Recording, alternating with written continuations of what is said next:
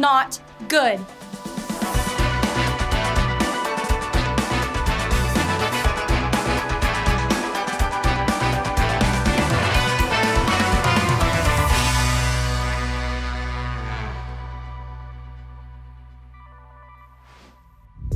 Hey everybody, it's Dot and my fellow webtective, better known as her best friend, Makayla. Hello. Y'all, we've got a huge problem.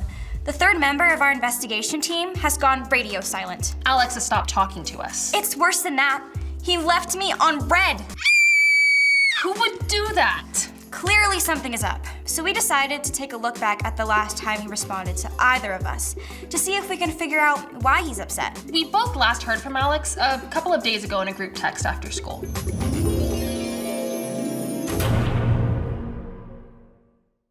Hello? Anybody there? Oh, hey.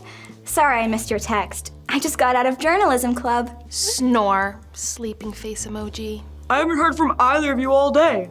Are we still hanging out tonight? LOL, Makayla. I happen to enjoy journalism club, so I was wide awake. Nerdy glasses emoji. Winky face emoji. Hello?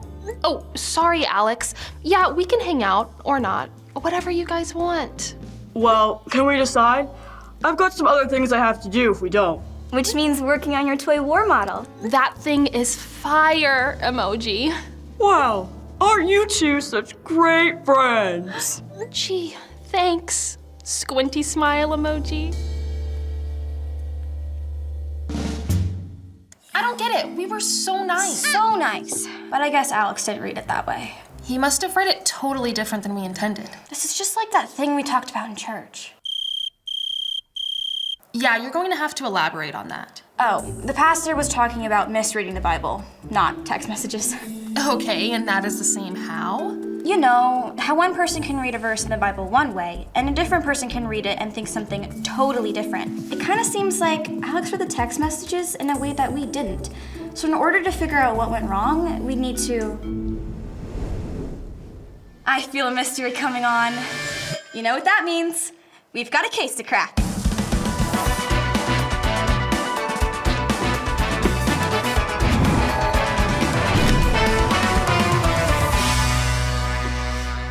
Looks like we've got a mistake of fact on our hands. In English, please. It's basically a criminal defense term that means the whole thing is just a big misunderstanding. Alex is ghosting us because he read a different meaning into our text messages. So we need help understanding how to rightly interpret written messages so we can figure out what went wrong. Seems convoluted, but fun. Where do we start? If we can figure out how to best interpret the Bible, then it'll be easier to interpret trivial things like text messages.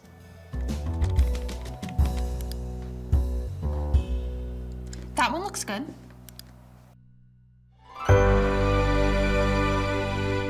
Have you ever wondered how someone can read a verse of the Bible and read it one way, and someone else can read that same verse and read it totally differently? Yes. Have you ever wondered how understanding the Bible might really help you live your life now? Yes. Hi, I'm Darrell Bock, Executive Director for Cultural Engagement at the Hendricks Center and Senior Research Professor of New Testament Studies, and I'd like to invite you to attend. This is just the lead we needed. Invitation accepted. What invitation? To take this case on the road.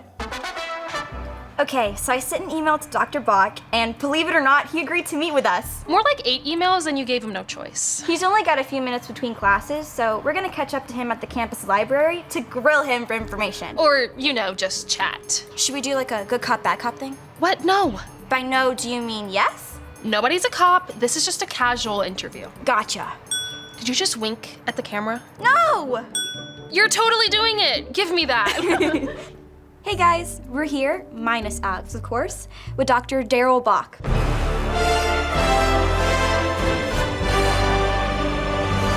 learn more about interpretation. Hello, y'all. Shh. Oh, we have to keep it down. We're in the library. Dr. Bock, what makes different people interpret written messages in different ways? Well, there's a word we have that's called hermeneutics. It's how to do right interpretation. Herman, who now? Sorry. May I? What we know as the Bible is a collection of books written by multiple authors spanning hundreds and hundreds of years. The two primary written languages of those authors were Hebrew and Greek, with a little Aramaic sprinkled in the Old Testament, neither of which you notice are English. So we already have to work with a proper translation of the original manuscripts. But I'll save all that for another time. Oh, sorry. I'm going to give you 4 letters to remember hermeneutics by. A, C, L. A is for author. That's who does the writing. That's whose message you want to understand. The second A is for audience. That's who he's speaking to. That's who needs to understand what he's saying. C is context. That's what you're talking about. And then L is the lens through which you are reading the material. So when someone takes a Bible verse and ignores the author, audience, context, and lens, they are in danger of misunderstanding what the original intent of that verse was. Considering the author, the audience, the context, and the lens are principles of interpretation that you could also call hermeneutics. Okay, so this is really helpful. See, we've got a friend who misinterpreted text messages from us. We're trying to figure out how to help him understand what we actually meant. How can hermeneutics help us? Unfortunately, my expertise is not with adolescent relationships. I work with ancient texts. And your friend, I take it he's alive? Oh, yes. Alex is very much alive and very much upset. We just don't know why. Well, I'm actually late for class, but you might just try talking to him. And I wish you all the best as you reconcile with your friend. Just talk to him? If only it were that simple. We should just talk to him, shouldn't we? Definitely. He's the only person who can help solve this case, and I know exactly how to get his attention. Let's roll.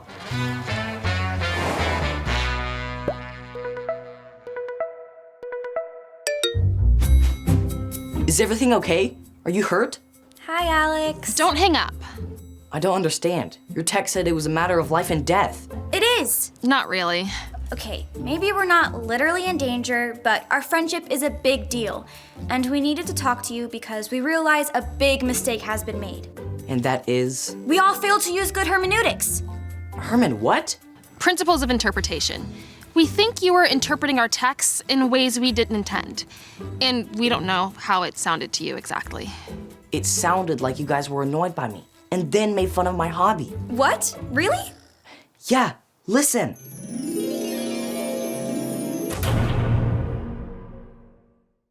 Hello? Is anybody there?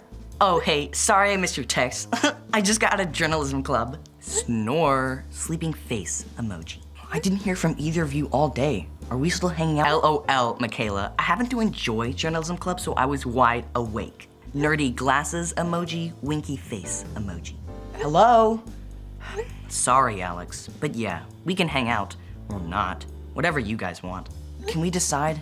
I've got some other things to do if we don't. Which means working on your toy war model. That thing is disaster emoji. Well, aren't you two such great friends? Gee, thanks, squinty smile emoji. I had no idea. We are so sorry. Also, it's fire emoji, not disaster emoji. You know, like it's fire or awesome. Oh, is that what that's supposed to mean? Alex, you know we don't think you're annoying, and I actually do think your war models are cool. It's a diorama, actually, not a toy. And it is a cool one. They are deemed counteroffensive. We should have realized you were texting in ways that showed you were frustrated. I realize that now too, and we're sorry. Will you forgive us?